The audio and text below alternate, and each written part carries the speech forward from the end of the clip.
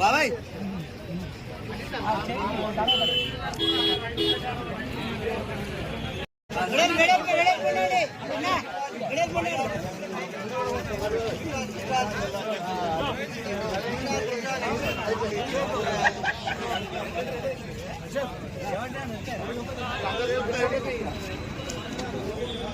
Congress party మరొకసారి మాట ఇస్తే తప్పదు అని మరొకసారి నిరూపించింది.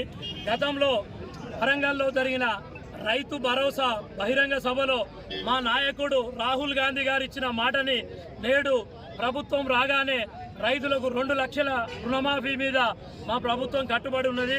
రేవంత్ రెడ్డి గారు ముఖ్యమంత్రి కాగానే నెరవేర్స్తా అని నెరవేర్చిండ్రు. ఎప్పుడు కాంగ్రెస్ పార్టీ అనేది రైతుల పక్షపాతి అనేది మరొక్కసారి నిరూపితమైనది.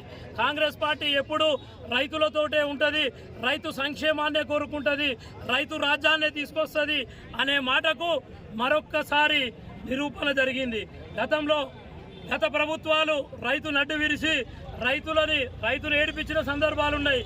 కానీ రైతు రాజ్యం వచ్చింది. కాంగ్రెస్ పార్టీ అధికారంలోకి రాగానే రైతు సంక్షేమ ప్రభుత్వం ఈరోజు రాష్ట్రంలో నడుస్తున్నది. మా నాయకుడు రాహుల్ గాంధీ గారు ఒక్క మాట ఇచ్చిండ్రు అంటే కాంగ్రెస్ పార్టీ నుంచి ఏ నాయకుడైనా సరే మా నాయకత్వం ఒక్క మాట ఇచ్చింది అంటే అది ఒక శాసనం లాంటిది, అదొక చట్టం లాంటిది. ఒక మాట ఇస్తే మాట తప్పని ప్రభుత్వాలు మా కాంగ్రెస్ పార్టీ. గతంలో రాజశేఖర్ రెడ్డి గారు కూడా మాట తప్పము మడమ తిప్పము అనేవాడు. రైతులకు తొలి సంతకం ఉచిత విద్యుత్ ఫైల్ మీద సంతకం పెట్టిండు.